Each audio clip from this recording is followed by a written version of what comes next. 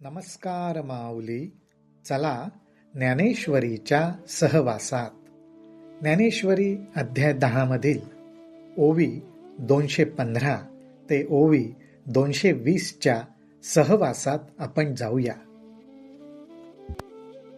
भगवंत स्वतः आपल्या स्वमुखातनं आपलं अमर्याद अनंत असं रूप सांगताना म्हणतात की अहो, आकाशाचं व्यापकपण किती अफाट आहे, पण ते आकाश सुद्धा ज्याच्यामध्ये लपतं तो मी, मग तो मी किती अनंत असणार.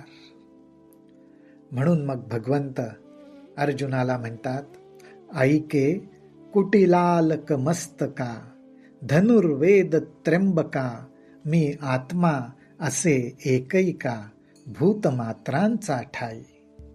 अत्यंत प्रेमाचा तर आवेग भगवंतांना आलाच आहे. त्यामुळे अर्जुनाचा सुद्धा ते गौरव करतात. अर्जुनाचं गौरव वर्णन करताना ते म्हणतात, कुटिलालक मस्तक. ऐके कुटिलालक मस्तका, अर्थात ज्याच्या मस्तकावरती कुरळे केस आहेत. ज्या अर्थी ज्ञानोबारायांनी हा भाव टिपलाय आणि हा शब्द वापरलाय, त्या अर्थी नक्कीच अर्जुनाच्या मस्तकावरचे केस कुरळे असणार. काळे कुरळे केस अर्जुनाने धारण केलेले आहेत. ऐके कुटिलालक मस्तका धनुर्वेद त्र्यंबका. अर्जुनाचा केवढा गौरव. धनुर्वेदामध्ये हा अर्जुन म्हणजे दुसरा त्र्यंबक अर्थात शिवशंकर आहे. त्या अर्जुनाला भगवंत म्हणतात, मी आत्मा असे एकैका भूतमात्रांच्या ठाई. प्रत्येक भूतमात्राच्या ठिकाणी जे आत्मरूप आहे ते आत्मरूप मी आहे. आतुलीकडे मीची यांचे अंतःकरणी. आतुलीकडे मीची यांचे अंतःकरणी भूतान बाहेरी माझीची गवसणी. आदी मी निर्वाणी मध्येही मीची. अरे, ह्या संपूर्ण भूतांच्या आतमध्ये मीच आहे. आणि एवढंच नाही तर ह्या सर्व भूतांच्या बाहेरही मीच त्यांना गवसलेलं आहे, मीच त्यांना कवटाळलेलं आहे. अशा प्रकारे भगवंत त्यांचं सबाह्य आंतरिक स्वरूप दाखवतायत. नुसतेच अंतःकरणात नाहीत तर बाहेरही भगवंताचंच रूप आहे. म्हणजे जीव मात्र भूत मात्र संपूर्णपणे आत बाहेर भगवंतामध्येच आहेत.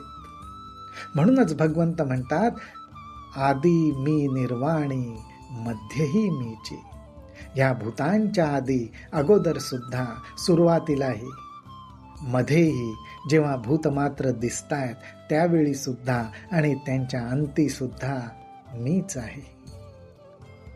हे कसं त्याच्या सुंदर उपमा ज्ञानोबारायांनी दिल्यात.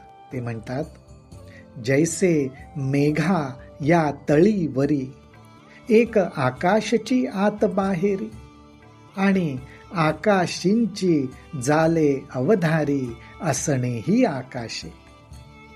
अहो, जे मेघ आहेत ते मेघ अर्थात ढग. हे ढग आपल्याला आकाशात दिसतात, पण या ढगांच्या खाली आणि वर काय आहे? आकाशच आहे. ह्या मेघांमध्ये, ढगांमध्ये सुद्धा काय आहे? आत आणि बाहेर आकाशच आहे. एक आकाशची आत बाहेरी. हे मेघ कुठे असतात? हे आकाशींची जाले अवधारी. अहो, हे ढग सुद्धा आकाशामध्येच असतात. त्यांचं असणं हे आकाशामध्येच असतं. त्यांचं प्रगट होणं हेही आकाशामध्येच असतं. आकाशींची जाले अवधारी असणेही आकाशी. पाठी लया जे वेळी जाते ते वेळी आकाशची होऊन ठाती. तेवी आदी स्थिती अंतगती भूतांसी मी. अहो, एवढे लहान मोठे ढग निर्माण झालेले दिसतात, पण ज्यावेळी हे ढग गायब होतात, नाहीसे होतात, त्यावेळी ते कुठे जातात? ते आकाशच होऊन राहतात, आकाशातच विलीन होतात. त्यामुळे त्यांचं असणं आकाशात, त्यांच्या आत आकाश, बाहेर आकाश, खाली वर सगळीकडे आकाश. आकाशातच प्रगट होतात, आकाशातच विलीन होतात, आकाशच होऊन राहतात. ते वेळी आकाशची होऊनी ठाते. अगदी तसंच तेवी आदी स्थिती अंतगती भूतांसी मी. त्याप्रमाणे सर्व भूतमात्र त्यांच्या उत्पत्तीपासून त्यांच्या लयापर्यंत सर्व काही मीच आहे. ते माझ्यापासूनच प्रगट होतात, माझ्यातच राहतात, माझ्यातच विलीन होतात. ऐसे बहुवस आणि व्यापकपण माझे विभूती योगे जाण. तरी जीवची करुनी श्रवण ऐकोनी ऐक. अर्जुना, माझं असं पुष्कळपण, बहुवस म्हणजे मी असा पुष्कळ प्रकारे नटलेलो आहे, प्रगट झालेलो आहे. आणि व्यापकपण, नुसतं पुष्कळ नाही तर त्याच्यात व्यापकता सुद्धा आहे. हा पुष्कळपणा आणि व्यापकपणा हा कशामुळे आहे? तोच तर माझा विभूती योग आहे. त्या भगवंताच्या ऐश्वर्याला भगवंत म्हणतायत हा विभूती योग आहे. म्हणजे योग म्हणजे जुळून राहणं, एक रूप होऊन राहणं. ह्या विभूती सुद्धा कशा आहेत? माझ्याशी एक रूपच होऊन राहिलेले आहेत, माझ्यापासून त्या वेगळ्या होतच नाहीत. त्याला भगवंत विभूती योग म्हणतात. माझे विभूती योगे जाण.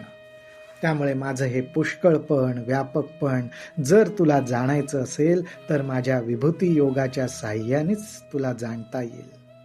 त्यामुळे तरी जीवची करुनी श्रवण ऐकोनी ऐक. त्यामुळे जीवाचे कान करून आता ऐक, म्हणजेच अर्थात एकाग्र चित्ताने ऐक. याही वरी त्या विभूती सांगणे ठेले सुभद्रापती. सांगेन म्हणितले तुझ प्रीती त्या प्रधान ऐके. भगवंत म्हणतात आता सगळं काही माझ्यातूनच प्रगट होतं, माझ्यातच राहतं, माझ्यातच विलीन होतं असं सांगितल्यावर, याही वरी त्या विभूती सांगणे ठेले. आता परत असं सांगितल्यावर परत वेगळ्या प्रकारे माझ्या खरं विभूती सांगायला नकोत. सांगणे ठेले सुभद्रापती. सुभद्रापती म्हणजे अर्थात अर्जुना, परत स्वतंत्ररित्या विभूती सांगण्याची आवश्यकता नाही, परंतु तुझ्यावरच्या प्रेमामुळे सांगेन म्हणितले तुझ प्रीती. तुझ्यावरच्या प्रेमामुळे तुला मी सांगेन असं म्हटलंय. त्या प्रधान ऐके, त्या आता मुख्य माझ्या विभूती आहेत, त्या तू जरूर ऐक, त्या मी तुला सांगतो. राम कृष्ण हरी, राम कृष्ण हरी, राम कृष्ण हरी.